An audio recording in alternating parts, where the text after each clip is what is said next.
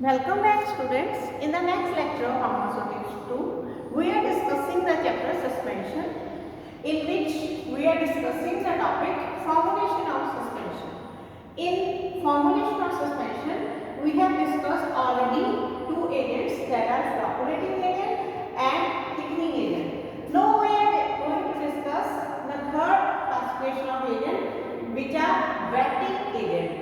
आपको मे भी नाम से क्लियर हो रहा होगा कि वेटिंग एजेंट जो इनसॉल्वेंट पार्टिकल्स को वेट करने का काम करते हैं, ठीक है। तो व्हाट इज वेटिंग एजेंट?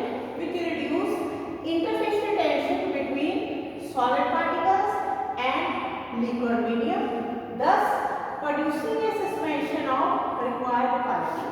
तो क्या होते हैं वेटिंग एजेंट्स? वेटिंग एजेंट्स वो होते हैं जो सॉलिड पार्टिकल्स, जो इनसॉल्युबल सॉलिड पार्टिकल्स हैं, और आपका जो लिक्विड व्हीकल है, ठीक है, उनके बीच जो इंटरफेशियल टेंशन एग्जिस्ट करी होती है उसे रिड्यूस करते हैं और आपकी जो सस्पेंशन बनती है, जैसी रिक्वायरमेंट आपको होती है उसी क्वालिटी की वो प्रोड्यूस करते हैं, ठीक है। ये क्या करते हैं? ये सॉलिड और लिक्विड की इंटरफेस होती है उसके ऊपर जाके ये एब्जॉर्ब हो जाते हैं।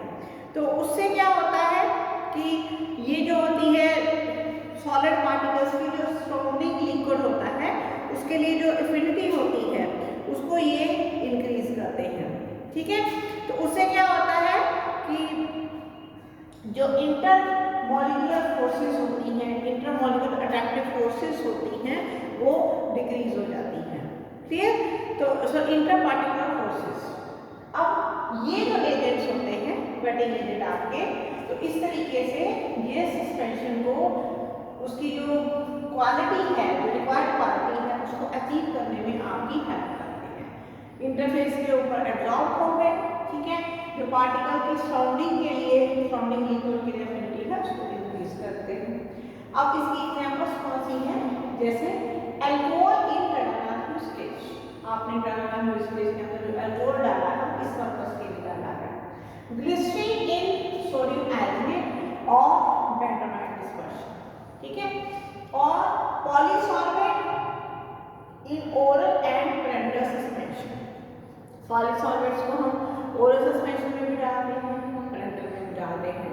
तो ये कुछ एग्जांपल्स हैं वेटिंग एजेंट की कि वो दोनों जो फेज होते हैं उनके बीच की इंटरफेशियल टेंशन को रिड्यूस करते हैं, उनके इंटरफेस के ऊपर एब्जॉर्ब हो जाते हैं और पार्टिकल्स की सराउंडिंग के लिए जो एफिनिटी है उसको इंक्रीज करते हैं।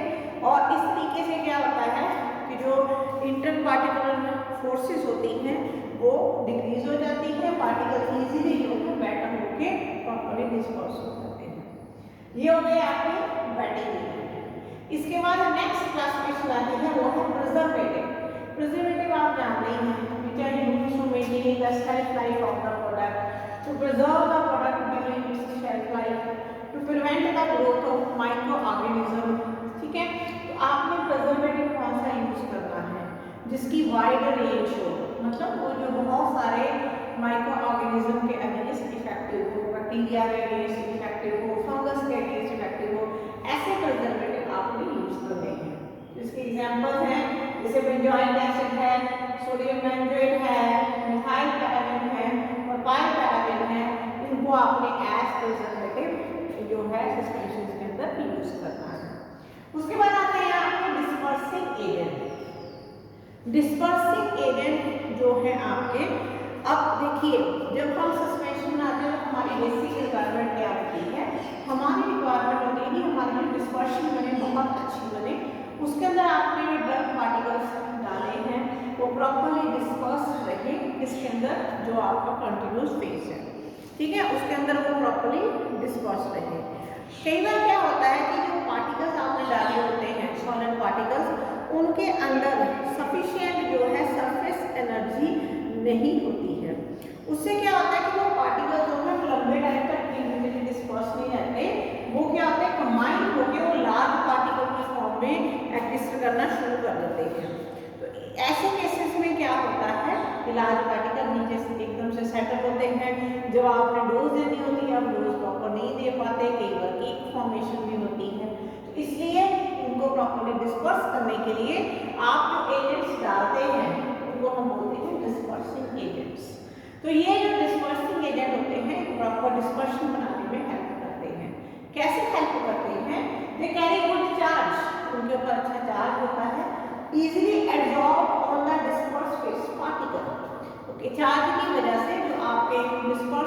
पार्टिकल्स होते हैं उनके ऊपर ये इजीली एब्जॉर्ब हो जाते हैं and increase their zeta potential. ये आपने फिजिक्स में छोटी क्लासों में पढ़ा हुआ है पार्टिकल्स के ऊपर जो जीटा पोटेंशियल होता है। तो इससे क्या होता है, they do not allow the particles to come together to form large particles, यानी वो सेपरेट सेपरेट रखते हैं उनको, ठीक है, और उनको लार्ज पार्टिकल के फॉर्म में एग्जिस्ट नहीं करने देते। अगर जैसे हम एक्सटर्नल सस्पेंशन की बात करें तो अगर लार्ज पार्टिकल होंगे तो आपको पता है क्या प्रॉब्लम आएगी, ग्रिटीनेस प्रोड्यूस होगी, फ्रिक्शन प्रोड्यूस होगी, इरिटेशन प्रोड्यूस होगी। अगर लार्ज पार्टिकल इंजेक्शन में होंगे या थर्मिक में होंगे तो भी इरिटेशन प्रोड्यूस होगी, इंजेक्शन में होंगे तो नीडल जो है ब्लॉक हो जाएगी सिरिंज की। तो इसलिए ये क्या करते हैं, they do not allow the particles to come together, उनको इकट्ठे नहीं होने देते टू फॉर्म लार्ज पार्टिकल। तो इस तरीके से हम कुछ डिस्पर्सिव एजेंट भी ऐड कर सकते हैं जिनके ऊपर अच्छा चार्ज होता है, वो डिस्पर्स फेस पार्टिकल्स के ऊपर एब्जॉर्ब हो जाते हैं और उनका जीटा पोटेंशियल इंक्रीज कर देते हैं। उससे they do not allow the particles to come together to form large particle. तो ये हो गए आपके कौन से डिस्पर्सिव एजेंट। अब आपका लास्ट आता है ऑर्गेनोलैक्टिक एक्टिव्स। ये आपने एल्डिहाइड के चैप्टर में पढ़ा है। ऑर्गेनोलैक्टिक प्रॉपर्टीज को इंक्रीज करने वाले, यानी प्रोडक्ट्स को पैकेटेबल बनाने वाले, पीने के लायक बनाने वाले, या अट्रैक्टिव लुक देने वाले ऐसे एजेंट्स। तो इसमें कौन कौन से एजेंट आपने पढ़ने हैं, कलरिंग एजेंट, ठीक है, कलरिंग एजेंट, फ्लेवरिंग एजेंट और स्वीटनिंग एजेंट, ये सब तरह के एजेंट आपने पढ़ने हैं। तो इनकी डिटेल जो है आपको मैंने एडिटिव के चैप्टर में पूरी पढ़ा दी थी, तो वहीं से आप इनकी डेफिनेशन वगैरह सभी ले लेंगे। जैसे पहली चीज तो ये है कि ये जो एजेंट्स होते हैं ये पहले हम देखते हैं कि सस्पेंशन का यूज क्या है, उसके हिसाब से ही हम इन एजेंट्स को यूज करते हैं। जैसे ओरल सस्पेंशन है उसमें आप ये तीनों एजेंट्स डालोगे, ठीक है। जो एक्सटर्नल सस्पेंशन है उसमें आप सिर्फ फ्लेवरिंग एजेंट और कुछ केसेस में कलरिंग एजेंट डालोगे, और जो पेरेंटल सस्पेंशन है उसमें ये तीनों नहीं डालोगे, कोई जरूरत नहीं है। इंजेक्शन का कैसा भी कलर हो, कैसा टेस्ट हो, कैसी स्मेल हो, कोई मैटर नहीं करता। जो ऑप्थेल्मिक सस्पेंशन है उनमें भी ये तीनों नहीं डालोगे, क्योंकि आई ड्रॉप्स का आई सस्पेंशन का कैसा कलर, टेस्ट, जो स्मेल है वो भी मैटर नहीं करती है। तो बेसिकली ये तीनों एजेंट्स जो है ओरल सस्पेंशन के लिए हैं, और ये दो एजेंट्स है कलरिंग और फ्लेवरिंग, ये एक्सटर्नल यूज की सस्पेंशन के लिए है। तो what are colouring agents, the agents which are used to impart जो attractive colour to the preparation, ठीक है। तो ये हो गए आपके कलरिंग एजेंट्स।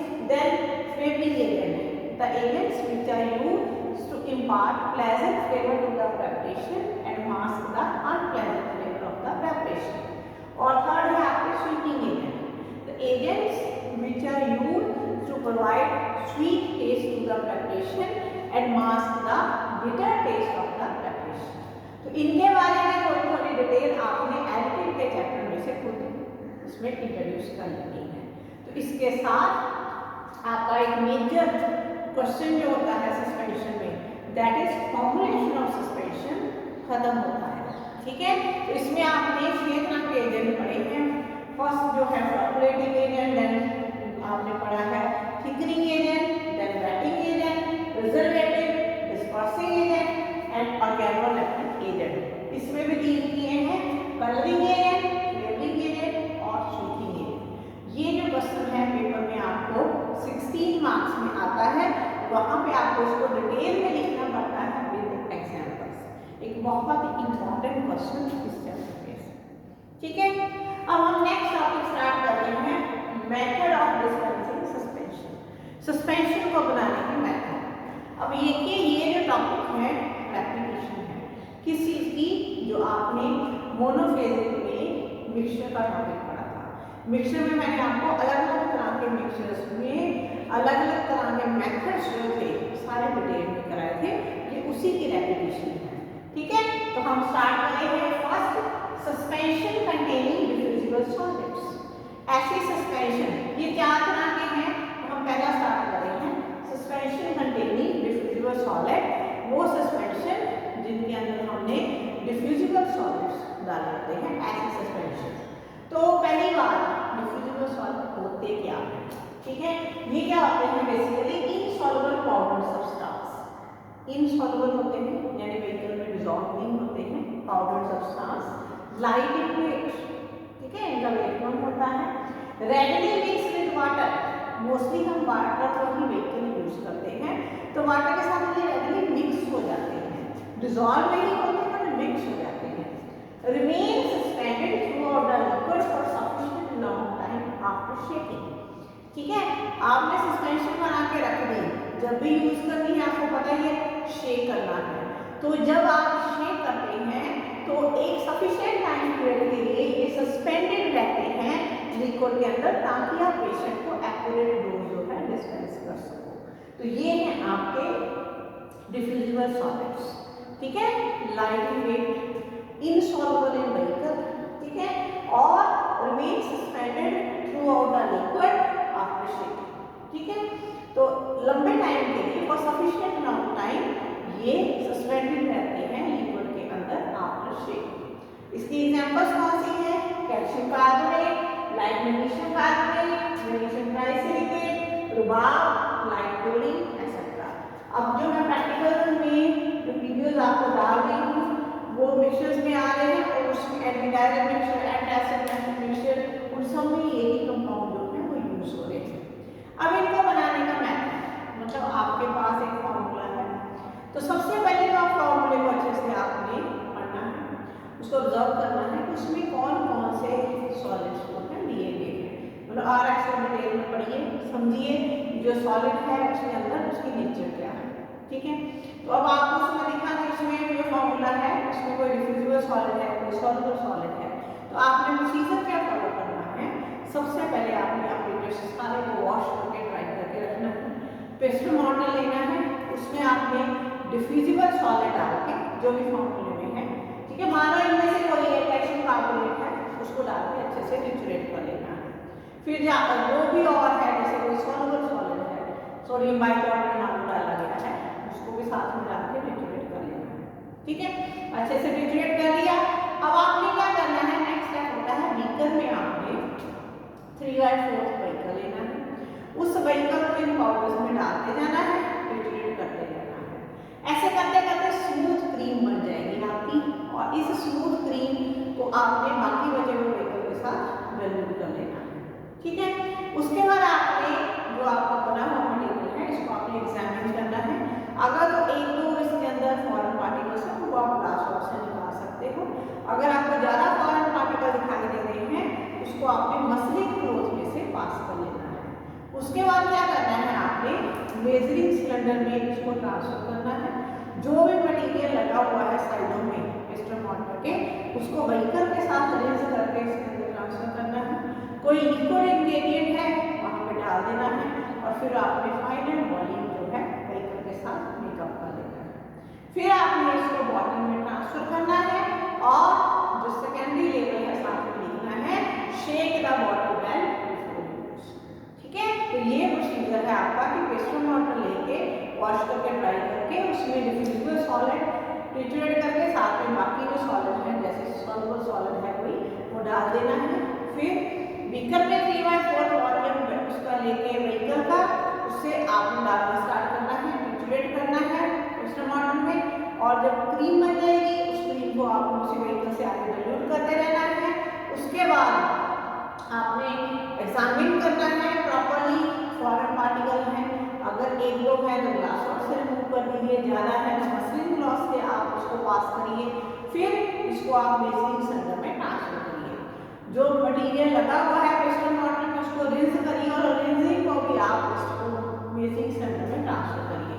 कोई लिक्विड इंग्रेडिएंट है जैसे कोई फ्लेवर वगैरह है, कोई टिंचर है, फिर आप उसको डाल दीजिए और फिर फाइनल वॉल्यूम पूरा कर लीजिए, उसके बाद बॉटल में ट्रांसफर करिए, और बॉटल के ऊपर लेवल के साथ आपने सेकेंडरी लेवल जरूर लिखना है कि shake the bottle well before use, ठीक है। तो ये कौन सा प्रोसीजर है, ये method of dispensing suspension containing diffusible solid, ठीक है। ये आपको सेक्शन बी में आ सकता है, सेक्शन सी में अगर सस्पेंशन का पूरा टॉपिक आ रहा है साथ में कोई किसी भी एक टाइप की सस्पेंशन का मेथड आ सकता है। तो आपने पॉइंट्स में सारे स्टेप्स जो है लिखने हैं। एग्जाम्पल आप अपनी मर्जी से बुक से भी कर सकते हैं और प्रैक्टिकल फाइल से भी कोई एग्जाम्पल कर सकते हैं। Thank you.